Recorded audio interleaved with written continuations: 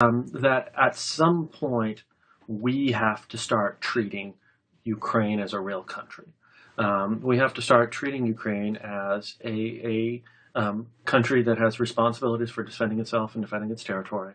That is, should have access to weapons on the open market, just like any other country out there.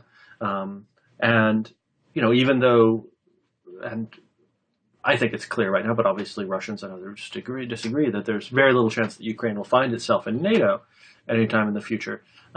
We still have to respect the possibility that, or respect Ukraine's right to defend itself, right? And so, at some point down the road, there may be this situation where Ukraine considers buying, releasing, or somehow other acquiring this set of weapons that will likely be used against Russian separatists. Mm-hmm. And there'll be the same set of objections to selling Ukraine these weapons, right? That it's escalatory, that it implicates the United States immediately.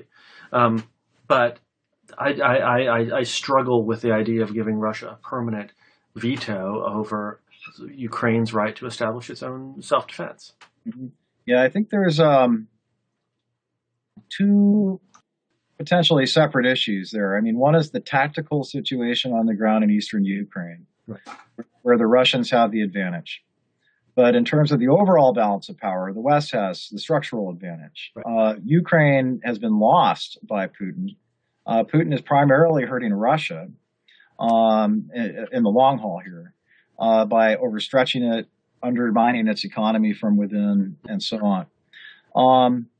But I think there's a separate issue, and I don't really disagree with you all that much. I mean, if I'm really talking about what Ukraine needs, they need a complete rebuilding of their army. They don't need, relatively minor technological things to cause some presumed pain on Russia at this stage in time. And that leads to the even bigger strategic question, I think, which is what does Ukraine need to be a viable state? And what they need is a massive loan from the IMF that's going to last 3 to 5 years. And this is back of the envelope talk, so I'm basing it based on my experience of looking at other Eurozone bailouts, size of economies and whatnot. But minimum, we're talking just for this year, probably another $15 billion, probably more at the end of all this, something like $30 to $50 billion.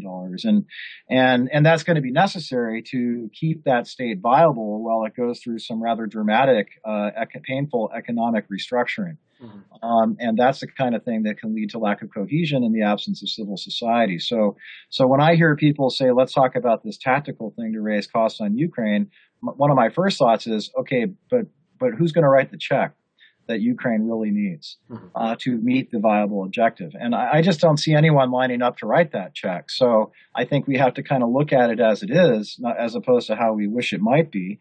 And if no one's going to write that particular check, or we're not going to restructure their military for the long haul, right, then I also ask the question, is it moral, in effect, to imply to Ukraine that we're going to be something for them that we're really not?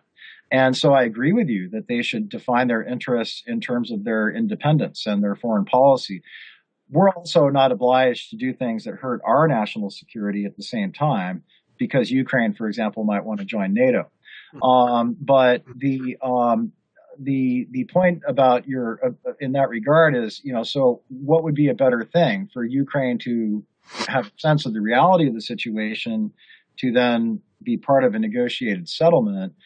Or should we lead them to think that we're going to be something that we're probably really not going to be? And a good example of that is this question of NATO membership for Ukraine, because everyone keeps saying it's off the table, it hasn't been on the table, and the Russians can't use that.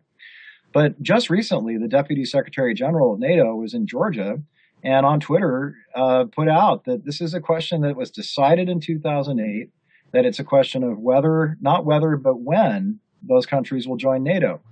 Now, if we're saying one thing privately to Putin, but the official policy is something else, then you could understand perhaps why the Russians might view that differently. Not that they're justified, they're wrong.